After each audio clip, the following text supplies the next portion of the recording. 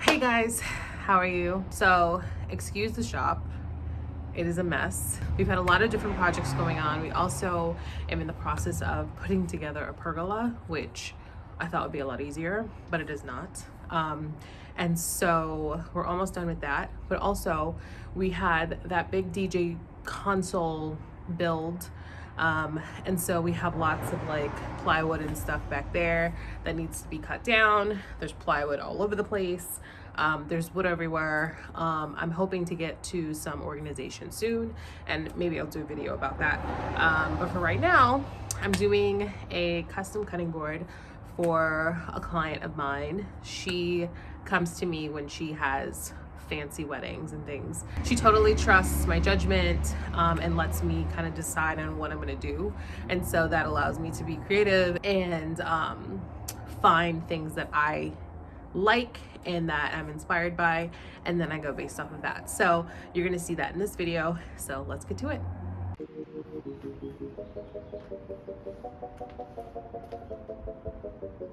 In my shop, I have a ton of just random species of wood that I get locally in the Hudson Valley.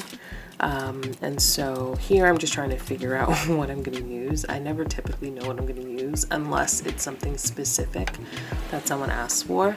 My client asked for just anything. So here I'm just using a piece of spalted sycamore that I got locally.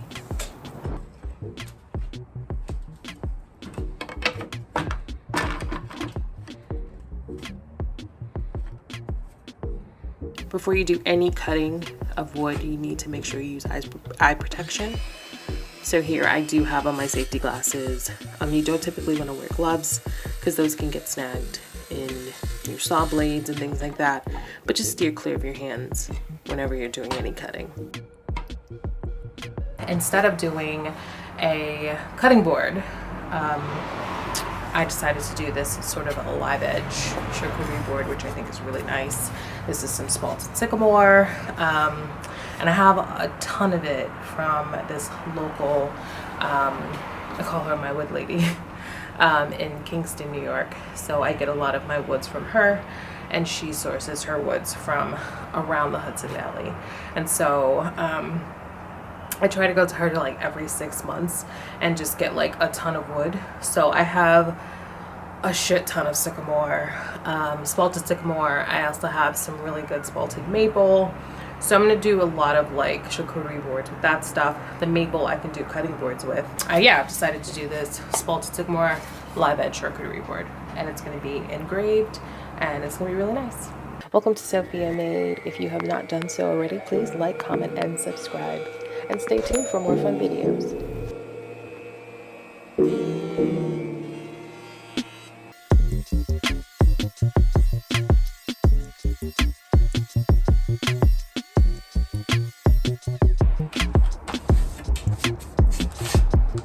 Oh no!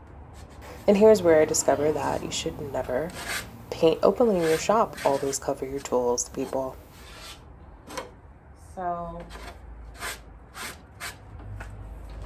Okay, so what you don't want to do when you have a shop full of pricey tools is to paint them without proper protection. And so that's what I did when we were doing that big DJ build, because it was so large, but it was also so cold outside, so the paint wouldn't have dried, and so we had to keep it inside. Plus it was like rainy for like 2 weeks straight. So yeah, now I have to try and clean this off. All that paint, see, splatters. And so what'll happen is these won't feed through properly, so I gotta do some cleaning on this. All right, so let's do that. So luckily this paint was latex paint, and so I was able to just use a bit of alcohol.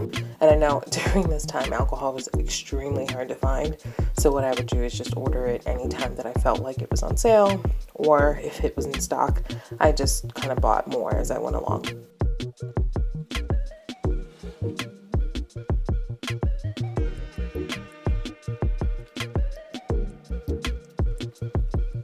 Here I'm also using some compressed air to get all of the loose debris that's in the blades.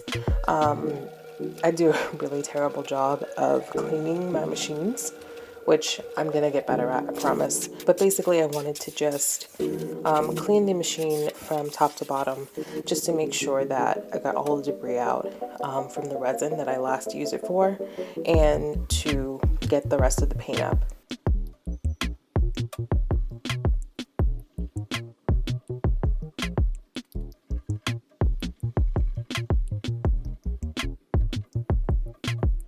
And here I'm just using some paste wax to make sure that the bed flows smoothly.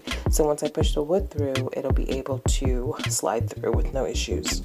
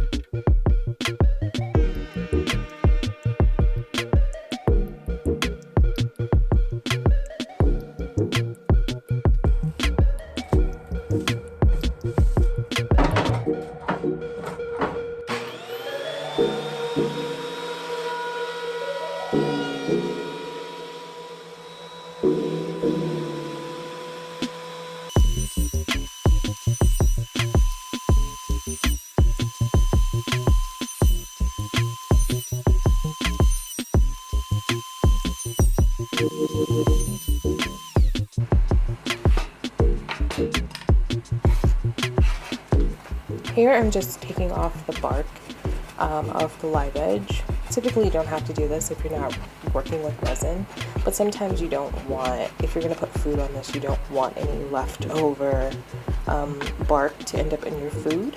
And so I just take it off, and so I think it gives it a nice clean edge.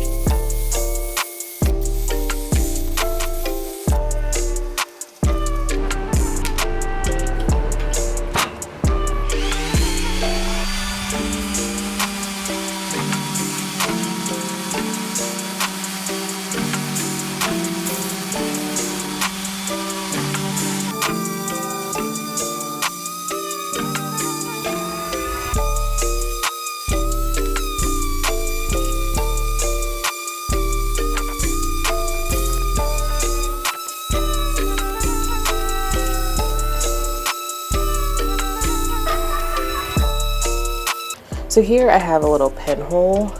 Sometimes they're also called bug holes. So, you know, typically when trees die, they die for various reasons. Sometimes they're too old, sometimes they get wood rot, sometimes, you know, bugs can really wreak havoc on trees. And so sometimes you get little bug holes. There are no bugs in the wood, but I like to just fill everything, especially if you're going to put food on top of it. You just want everything closed up. And it also keeps bacteria from growing in the wood when you wash it. So here I'm just using a little bit of sawdust from when I was sanding and pushing that in the hole and then sealing that with some glue.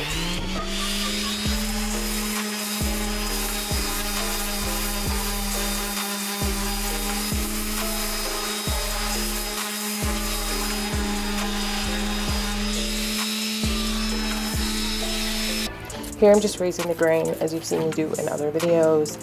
You typically want to do this with any kind of cutting board. This just helps to raise the fibers of the wood, so once you wet it for the first time, it's not rough, and it'll give it a nice feel once you've washed and dried it. And then typically you want to resurface your wood every few months, or be sure that you oil it.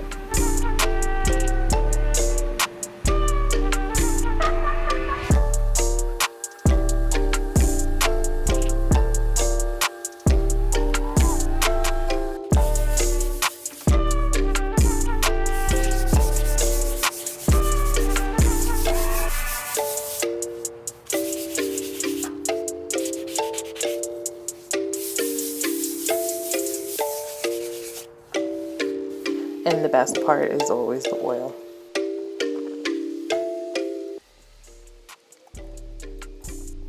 I just want to say thank you to all my patrons for being so supportive. You make these videos possible. Stay tuned for more fun content.